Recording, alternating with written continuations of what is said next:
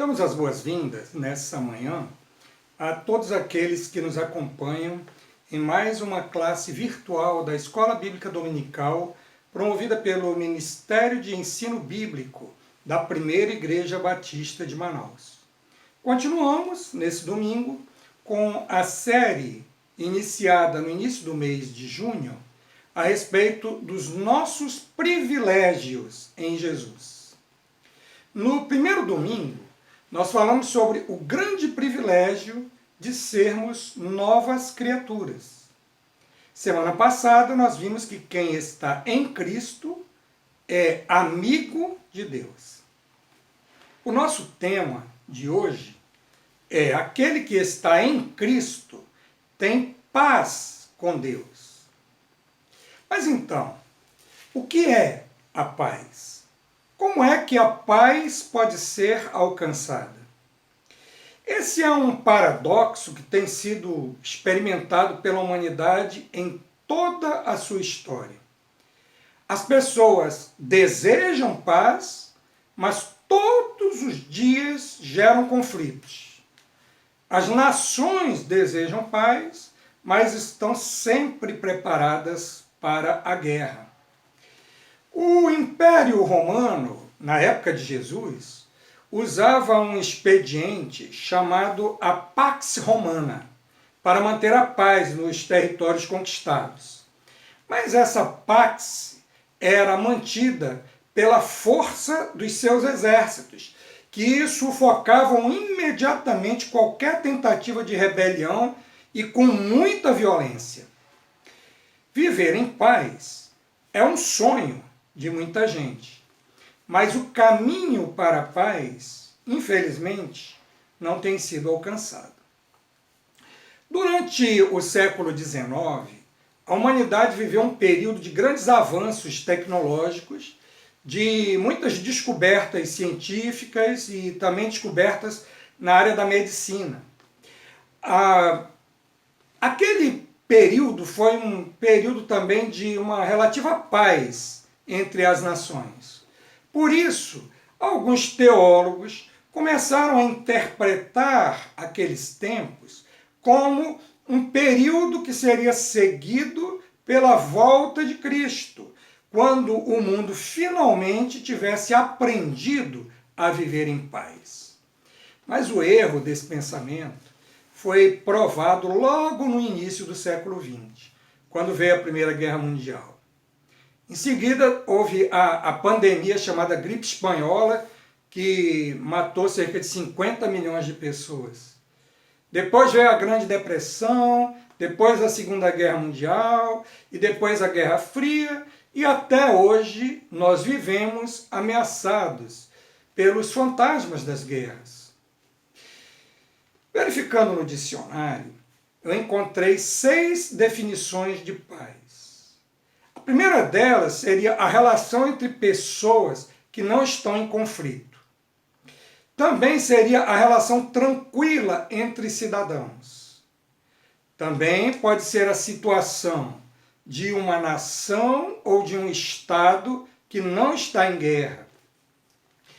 A quarta definição é a cessação total de hostilidades entre estados mediante a celebração de um tratado. A quinta seria um estado de espírito de uma pessoa que não é perturbada por conflitos e inquietações. E por último, seria também um estado característico de um lugar ou de um momento em que não há barulho ou agitação. Então nós podemos concluir que quem não está em paz, ou está em guerra, ou então em conflito, ou perturbado, ou então em um lugar onde não consegue sossegar. O fato é que a história da humanidade pode ser contada a partir das guerras entre os povos, porque em nenhum momento da história houve paz completa na Terra. A indústria de armamentos é uma das mais lucrativas da economia mundial. A produção de armas tem crescido exponencialmente em todas as partes do mundo. Tratados internacionais que proíbem determinados tipos de armas, muitas vezes têm sido desrespeitados. Homens e mulheres matam e morrem por influências políticas, religiosas, ideológicas ou filosóficas. Como dizia Renato Russo, anos atrás, nos deram espelhos e vimos um mundo doente. Será que um dia nós poderemos encontrar de fato a paz? Bem, a Bíblia fala de paz, do início ao fim, do Gênesis ao Apocalipse. O texto bíblico mostra pessoas à procura de paz e Deus prometendo e fazendo a paz acontecer.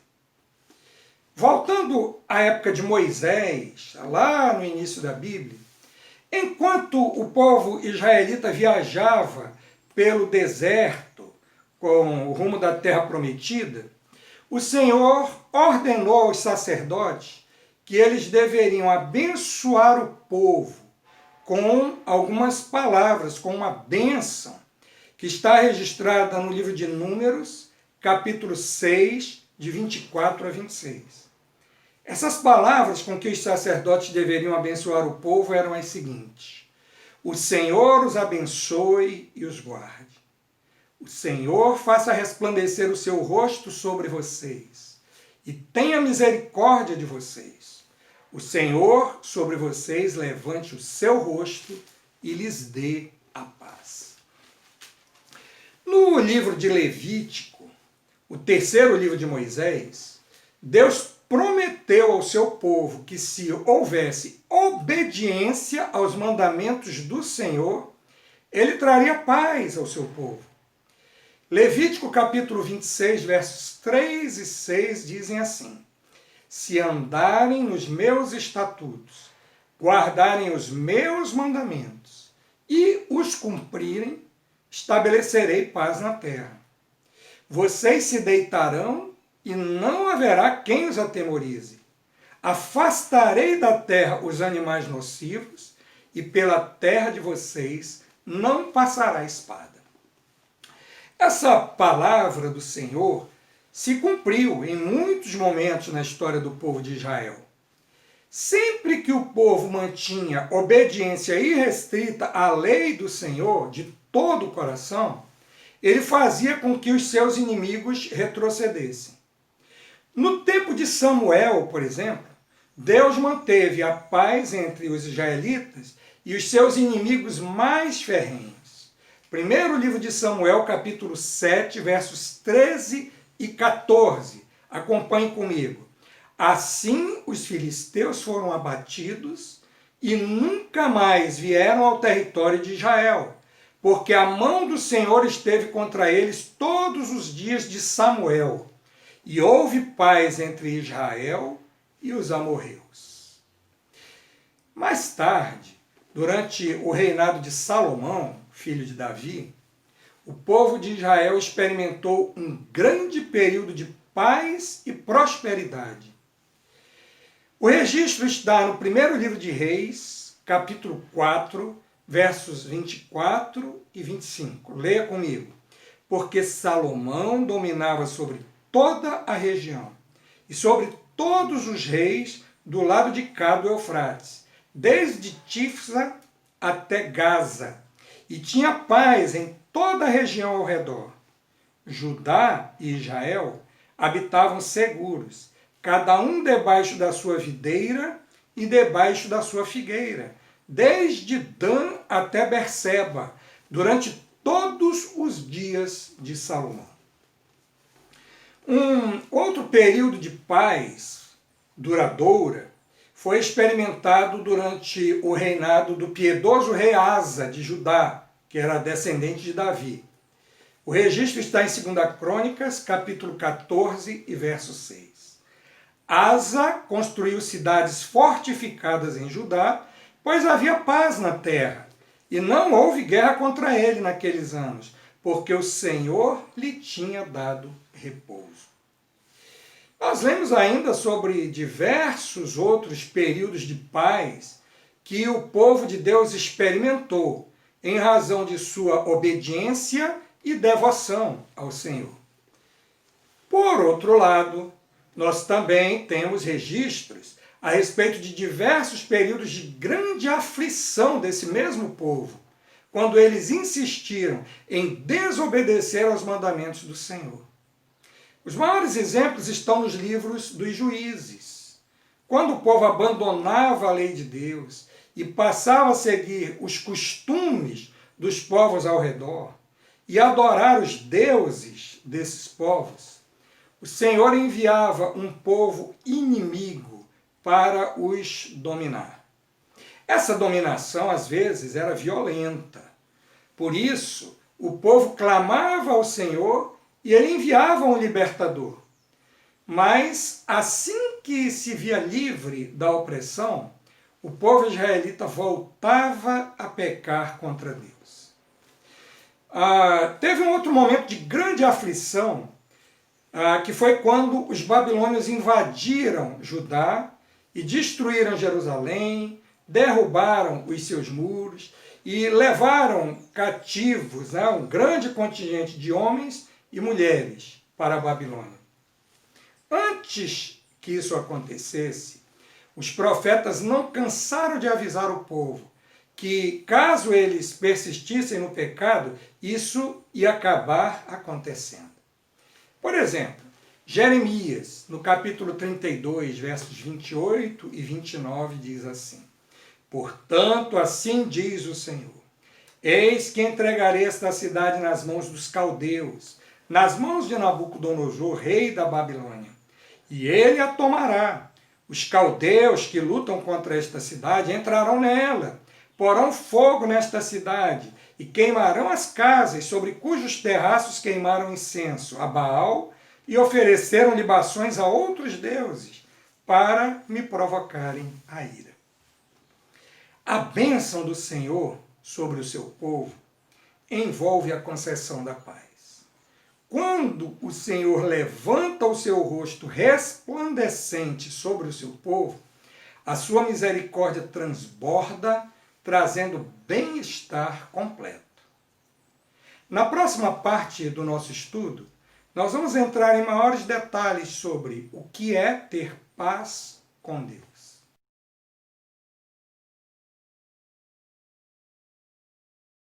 Se a paz entre os homens tem sido difícil de cultivar, vamos voltar então a nossa atenção para o tema do nosso estudo de hoje: a paz com Deus.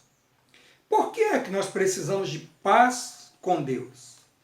Semana passada, nós aprendemos que antes de entregar a nossa vida a Cristo, nós éramos inimigos de Deus.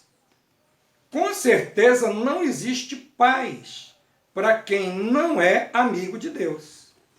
O profeta Isaías afirma e repete uma palavra do Senhor que diz o seguinte: mas para os ímpios não há paz, diz o Senhor.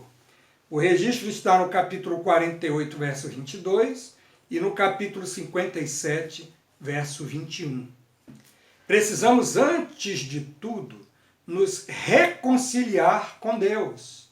Como diz o apóstolo Paulo na segunda carta aos Coríntios, capítulo 5, versículo 20.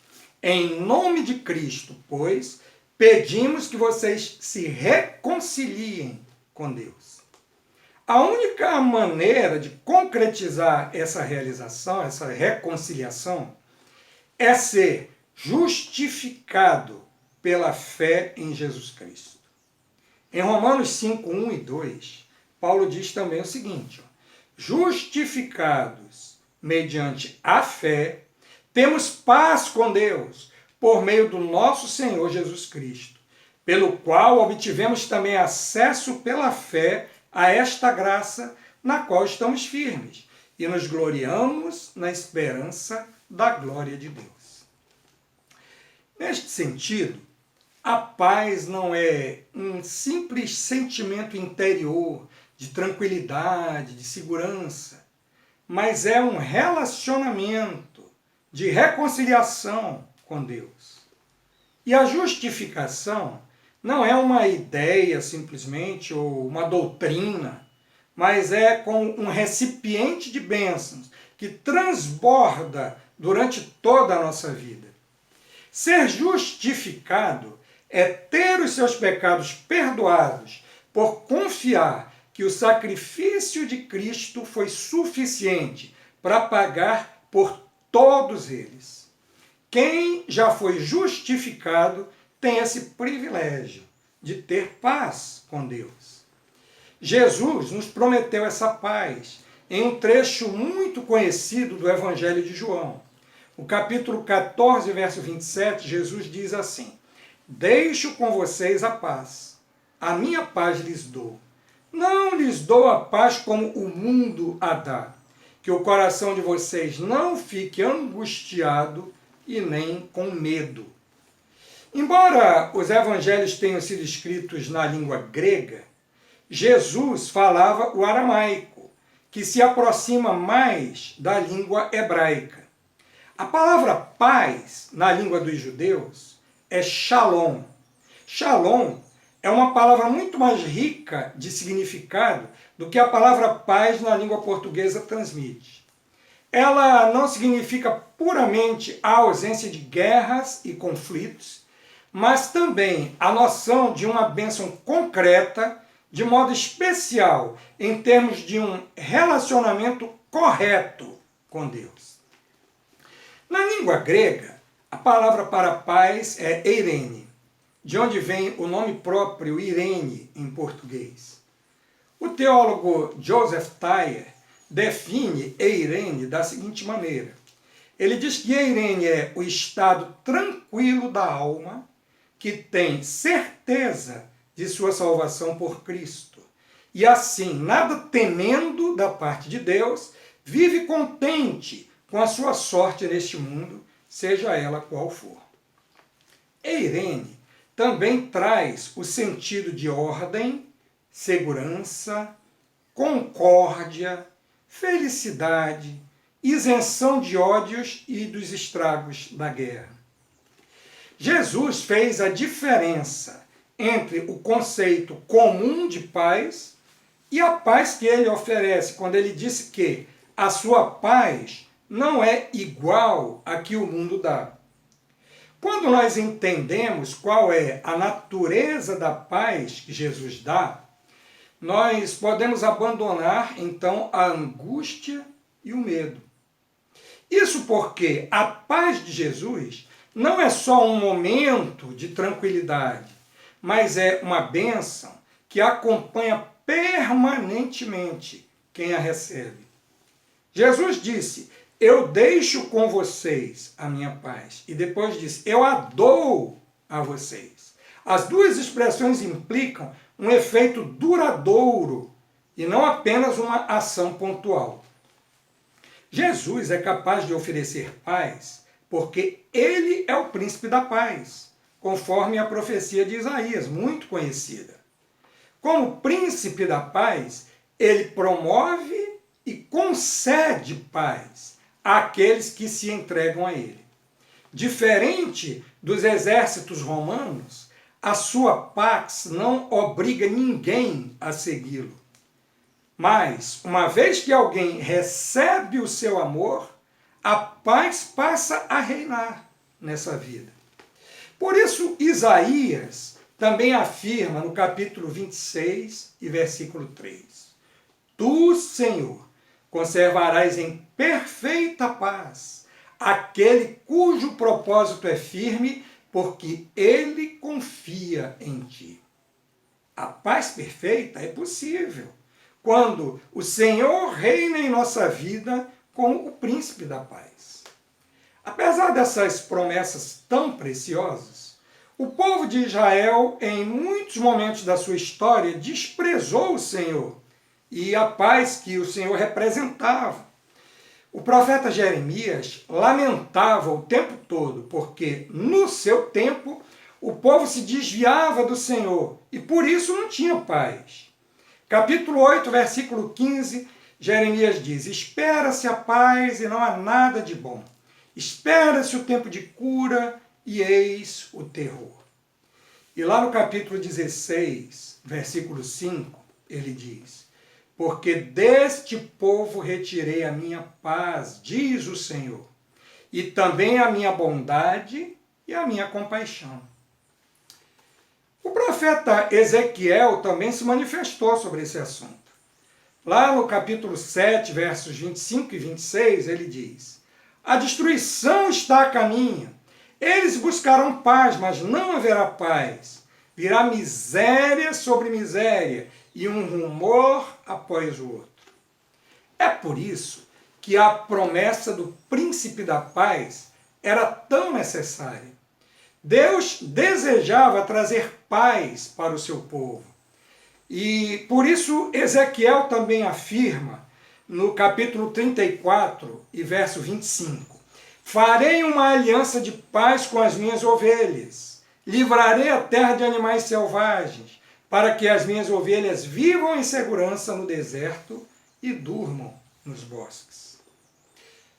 Outro profeta, o profeta Miqueias, na sua conhecida profecia sobre o nascimento do Messias, ele concluiu que ele será a nossa paz.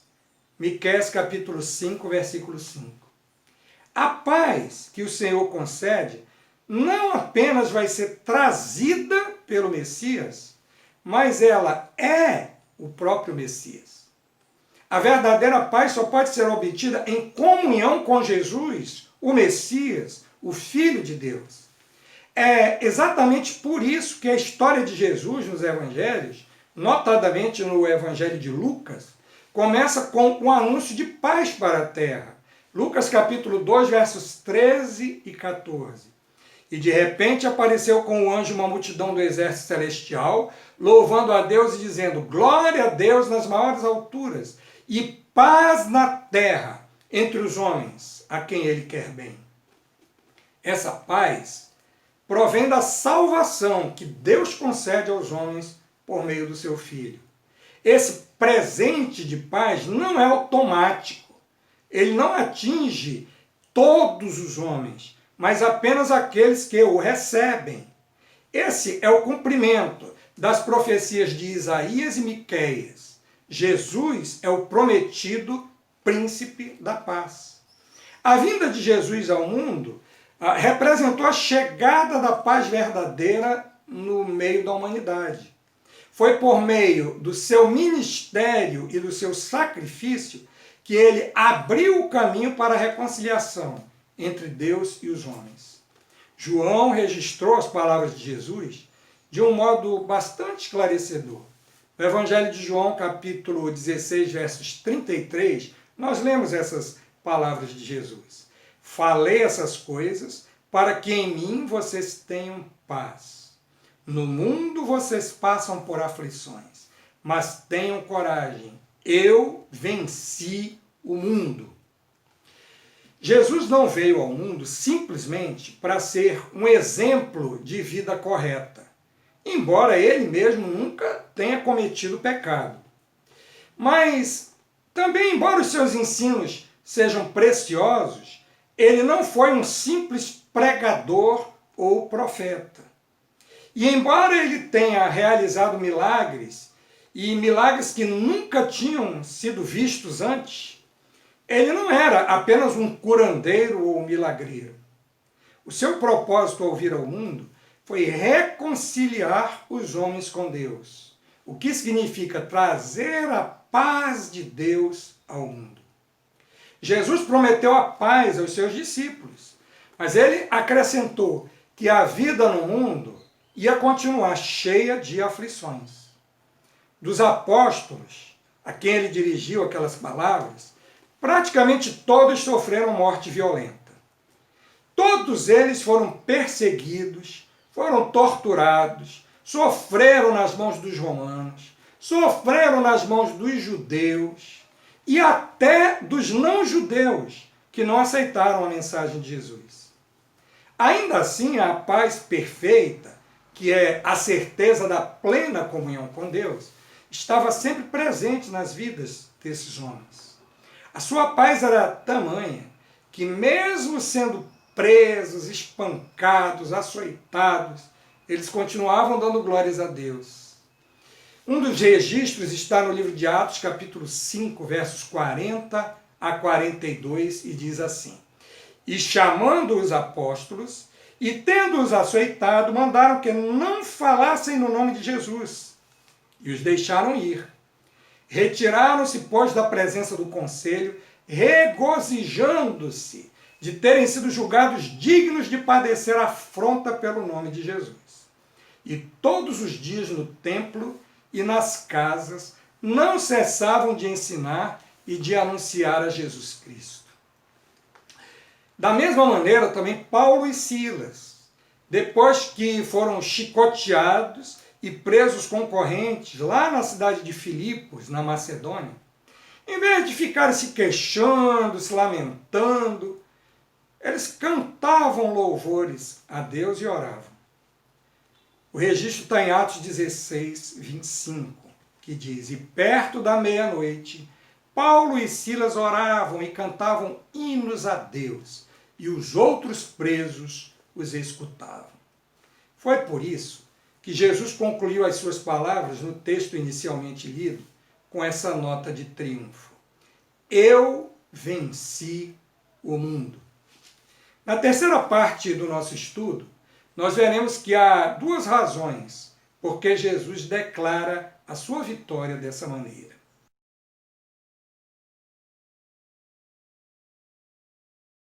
Duas evidências da vitória de Jesus podem ser observadas. A primeira é que a sua morte, que aparentemente foi uma derrota, na verdade foi exatamente o motivo da sua vitória, conforme afirma o profeta Isaías no capítulo 53, verso 5. Mas ele foi traspassado por causa das nossas transgressões e esmagado por causa das nossas iniquidades. O castigo que nos traz a paz estava sobre ele, e pelas suas feridas fomos sarados. Foram as feridas que levaram Jesus à morte que nos trouxeram a paz e a cura. O castigo que nós merecíamos, ele tomou sobre si. A segunda evidência da vitória de Jesus é que o Evangelho, as boas notícias da salvação que ele providenciou, alcançaram praticamente todo o mundo conhecido da época em cerca de 20 anos. Jesus venceu o poderoso Império Romano, não pela força dos exércitos, pela força das armas, mas pela pregação do Evangelho. Jesus também venceu a resistência dos judeus, porque muitos creram nele e o receberam como o Messias prometido. E, finalmente, Jesus também venceu as trevas e a ignorância espiritual do mundo gentio, ou seja, o mundo dos não-judeus, porque o Evangelho foi e tem sido pregado até os confins da terra. No livro de Atos, nós lemos algumas vezes que a mensagem do Evangelho de Jesus, que era pregada pelos primeiros cristãos, era uma mensagem de paz. Por exemplo, no capítulo 9, verso 31, nós lemos que a igreja tinha paz por toda a Judéia, Galiléia e Samaria, edificando-se e caminhando no temor do Senhor, e no consolo do Espírito Santo crescia em número. No capítulo 10, verso 36, nós lemos as palavras de Pedro, quando ele diz assim: Esta é a palavra que Deus enviou aos filhos de Israel, anunciando-lhes o evangelho da paz por meio de Jesus Cristo. Este é o Senhor de todos. E Paulo confirma essa natureza do evangelho da paz, quando ele escreve aos Efésios, capítulo 2, verso 17. E quando veio, Cristo evangelizou paz a vocês que estavam longe e paz também aos que estavam perto. Com isso, ele se referia aos judeus e aos não-judeus, pois o ministério de Jesus tinha o propósito de alcançar todos os povos. Desse modo, Jesus, como Messias, cumpriu a profecia de Isaías, que nós lemos lá no capítulo 57, verso 19, e que diz: como fruto dos seus lábios criei a paz, paz para os que estão longe e para os que estão perto, diz o Senhor, e eu os sararei.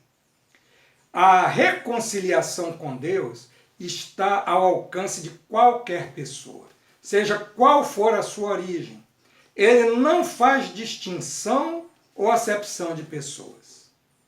A paz é apresentada na Bíblia como uma manifestação característica da Trindade. A Bíblia apresenta Deus em 3 pessoas: Pai, Filho e Espírito Santo. E as 3 pessoas estão associadas com a paz. Paulo afirma em 1 Coríntios 14, 33, que Deus não é Deus de confusão, e sim de paz. E em Hebreus capítulo 13, versículo 20, nós lemos que Deus é o Deus de paz. O nosso Pai, o nosso Deus, é um Deus de paz. Jesus, o Filho de Deus, prometeu que a sua paz viria sobre todos os que quisessem segui-lo. Uma paz diferente da paz do mundo. Pedro, na sua mensagem na casa de Cornélio, o centurião de Cesareia, afirmou no livro de Atos, capítulo 10, 36, a palavra que ele enviou aos filhos de Israel, anunciando a paz por Jesus Cristo. Este é o Senhor de todos. Quanto ao Espírito Santo, em Romanos 8,6, Paulo diz que a inclinação da carne é morte, mas a do Espírito é vida e paz. E em Romanos 14,17 está escrito: porque o reino de Deus não é comida nem bebida, mas justiça, paz e alegria no Espírito Santo. João, quando escreveu o Apocalipse, saudou as igrejas da Ásia, com essa saudação que está no capítulo 1, versículos 4 e 5. Que a graça e a paz estejam com vocês, da parte daquele que era e que é e que há de vir, da parte dos 7 Espíritos que estão diante do seu trono, e da parte de Jesus Cristo, a fiel testemunha, o primogênito dos mortos e o soberano dos reis da terra. Então observemos, a graça e a paz, segundo João, provém do Pai, que está assentado no trono, que é o Deus eterno, do Espírito Santo, que está junto ao trono, e de Jesus Cristo, que é o seu Filho amado. Infelizmente, há muitas circunstâncias na vida que diariamente tentam nos tirar a paz. Quando nos concentramos nos problemas, nas dificuldades da vida, nas lutas diárias que a gente tem de enfrentar e nos poucos recursos que nós julgamos dispor, por vezes nós deixamos que a ansiedade tire a nossa paz. Foi por isso que Paulo exortou os filipenses a manter a serenidade, mesmo no meio das tribulações. Paulo escreveu aos Filipenses capítulo 4, versos 6 e 7. Não fiquem preocupados com coisa alguma, mas em tudo sejam conhecidos diante de Deus os pedidos de vocês, pela oração e pela súplica, com ações de graças. E a paz de Deus, que excede todo o entendimento, guardará o coração e a mente de vocês em Cristo Jesus. Vamos considerar esse conselho de Paulo. Em vez de ficar ansiosos, devemos entregar nas mãos de Deus todas as nossas preocupações. Quando isso acontece, nós temos paz para fazer as coisas que nós devemos e podemos fazer e para deixar com Deus aquelas que só Ele é capaz. Preocupar-se é ocupar-se por antecipação. é antecipar pensamentos negativos a respeito de situações que nós nem conhecemos muito bem e também não temos controle.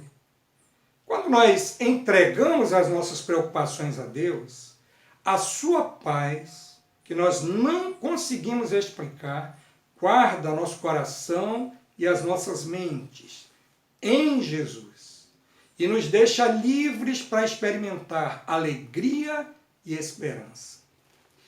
O apóstolo Pedro também trata desse assunto na sua primeira carta, 1 de Pedro, capítulo 5, versos 6 e 7.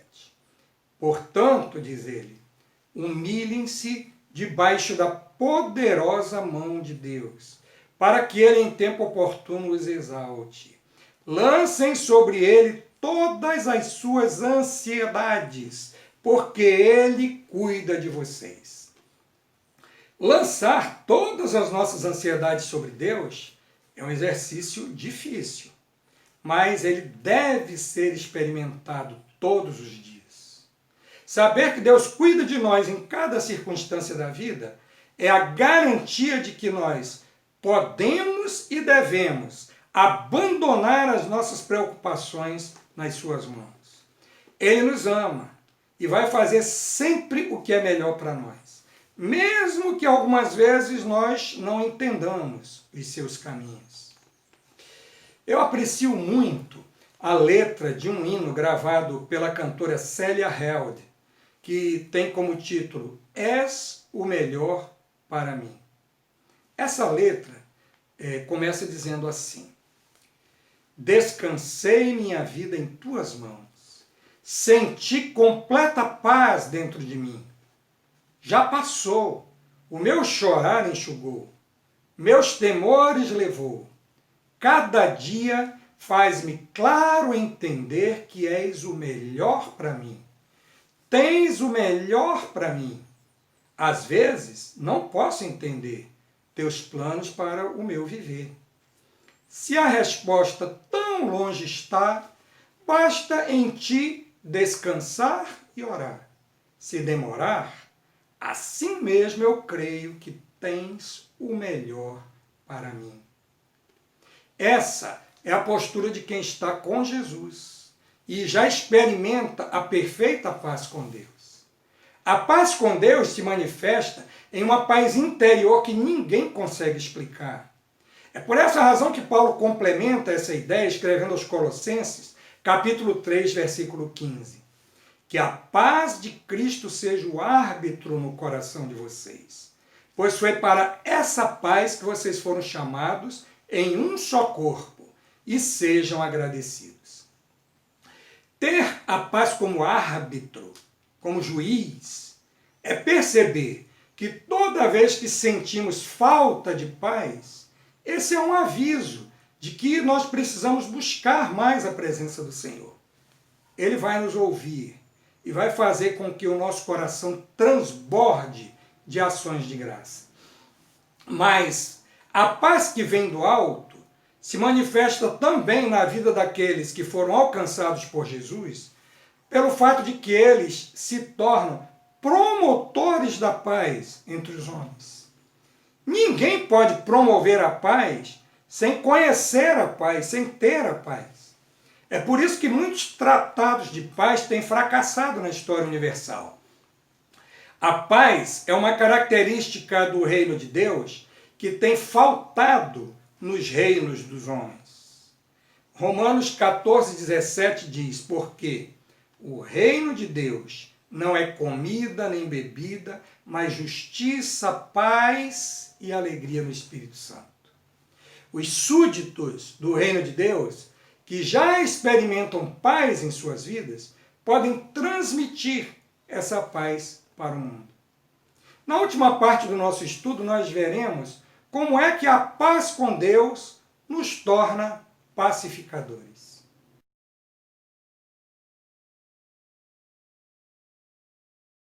Tiago afirma em sua carta, no capítulo 3 e versículo 18, que é em paz que se semeia o fruto da justiça, para os que promovem a paz.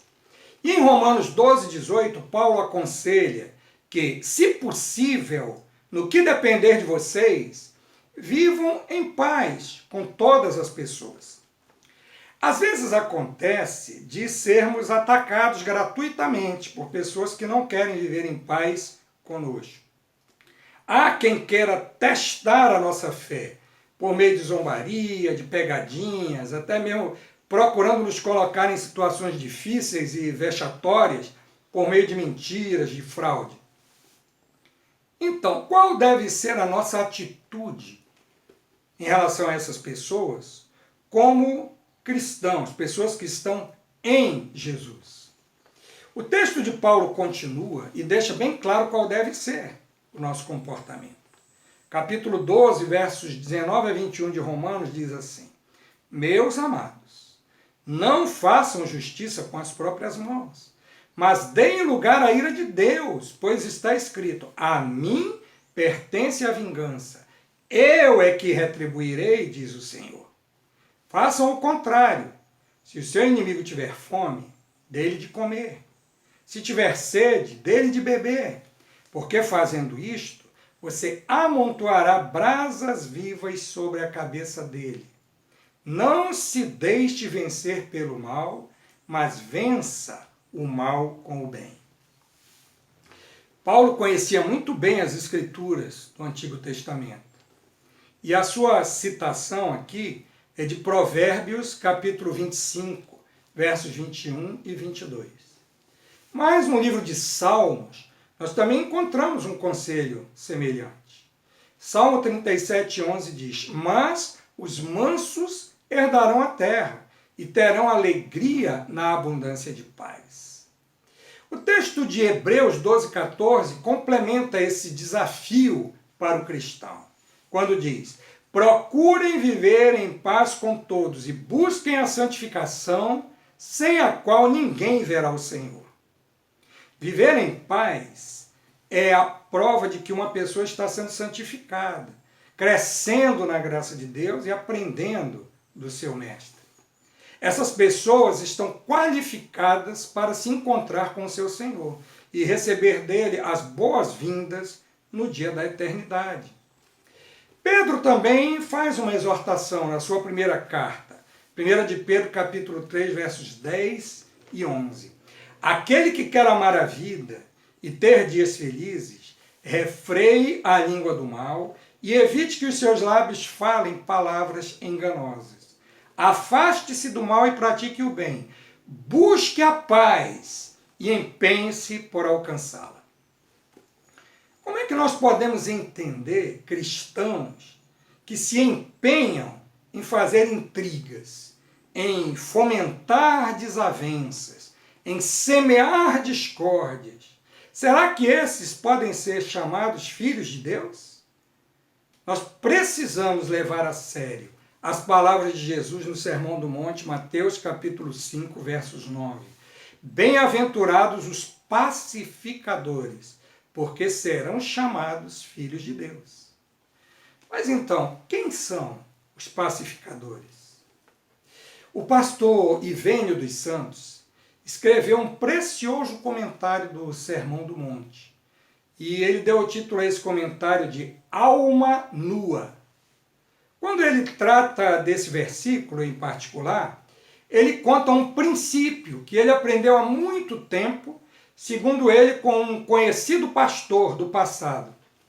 Ele chama de o princípio de passar a boa palavra. Esse princípio nada mais é do que exercitar a virtude de ser pacificador. Ele conta, para ilustrar, que o seu amigo havia assumido ainda muito jovem o pastorado de uma igreja. E ali havia duas irmãs que não se entendiam, já fazia muito tempo. E o pior é que a igreja estava dividida entre os partidários da irmã fulana e da irmã cicrana. Os dois grupos se sentavam em lados opostos do templo. Havia uma hostilidade declarada. Isso, com certeza, era muito prejudicial para a igreja. Bom, na sua grande inexperiência, aquele jovem pastor pensou o seguinte: um dia eu ainda vou reunir essas duas irmãs e deixar o pau quebrar. Mas nesse momento, ele foi socorrido a tempo, né, por um diácono sábio da sua igreja, que o aconselhou a não fazer isso. Ele disse assim: olha, pastor, na verdade, por que o senhor não procura semear alguma concórdia entre elas? O pastor ouviu o conselho e resolveu aceitar. Naquela mesma semana, o pastor foi visitar a irmã fulana. E lá, enquanto ele estava se deliciando com alguns quitutes muito especiais que a irmã havia preparado, ele então aproveitou e fez um comentário sobre os excelentes doces que a irmã Cicrana fazia. A fulana ficou furiosa e aí ficou indignada. Mas ela disse assim: olha, pastor, eu até admito que ela tem realmente uma boa mão para fazer doces. Mas, e aí ela soltou todo tipo de toxinas que tinha na alma, né, contra a outra. Mas bem, o pastor foi embora e na semana seguinte ele foi visitar a irmã Cicrana. E enquanto ele estava lá se deliciando também com os maravilhosos doces, né, que ela havia feito, ele fez um comentário. Ele diz assim: irmã fulana, os seus doces são realmente maravilhosos. Bem que a irmã, né, a irmã Cicrana já tinha comentado, né, que a senhora tem uma mão muito boa para doces. E aí a outra parou, admirada, disse: quem foi que falou isso? Eu nunca que ia pensar em ouvir isso da parte dela. Bom, é verdade que ela também faz uns salgadinhos maravilhosos. Todo mundo gosta. E aí a conversa foi, né? Foi bem. No domingo seguinte, o pastor notou alguns olhares diferentes assim entre as duas mulheres. E não demorou muito e elas se reconciliaram. E a paz voltou a reinar naquela igreja. Mas o pastor concluiu que o maior beneficiado foi ele mesmo.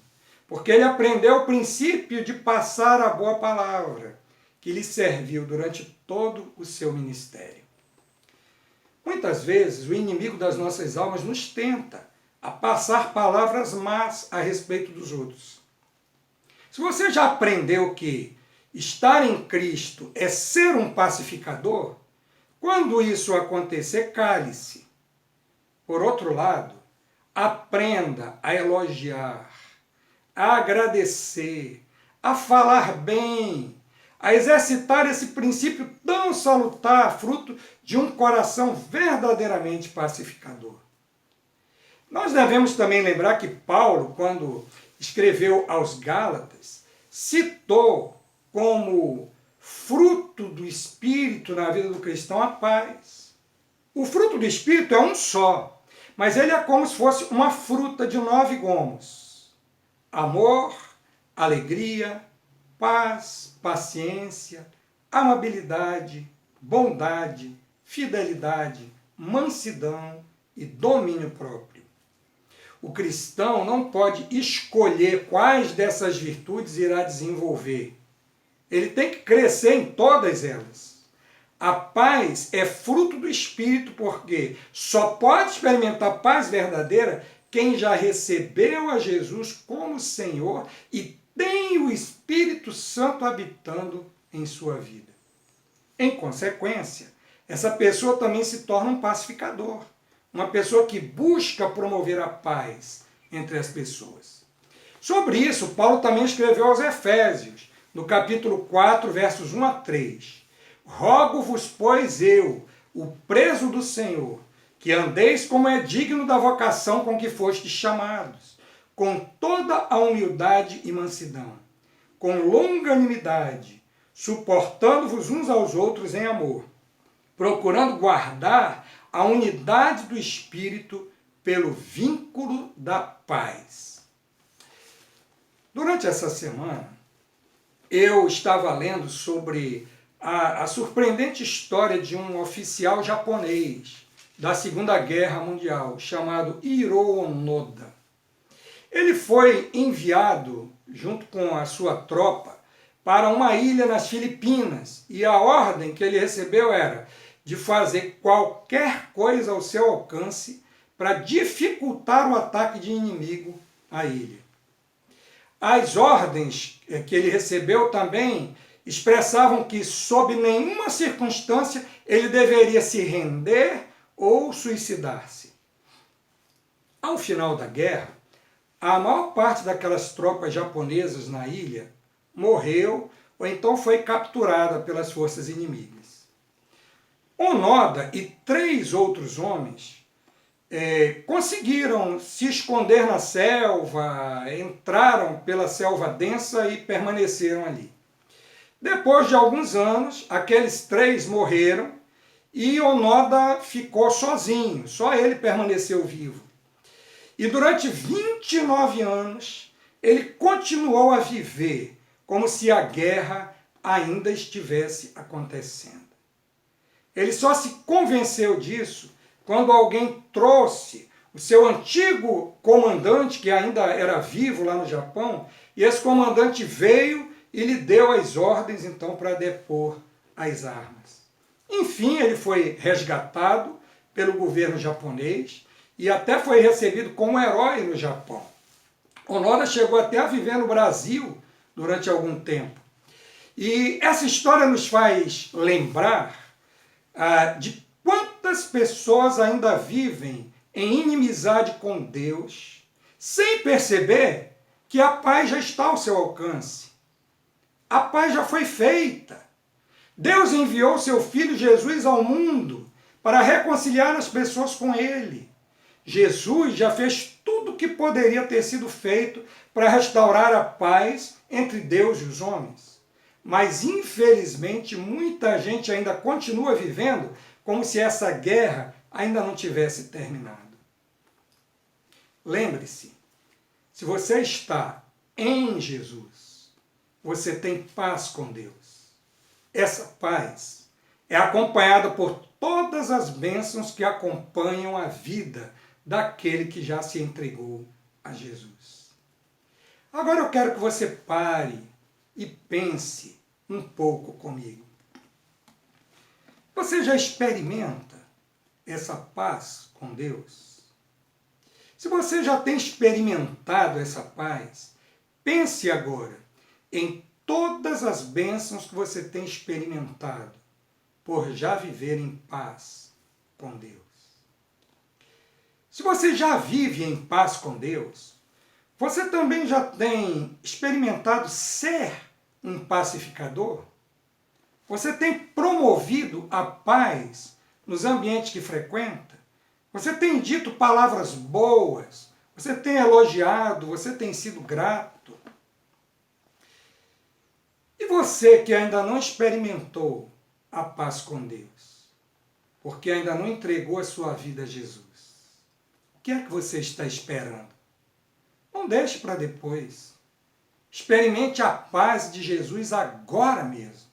Deixe que Ele encha a sua vida de paz.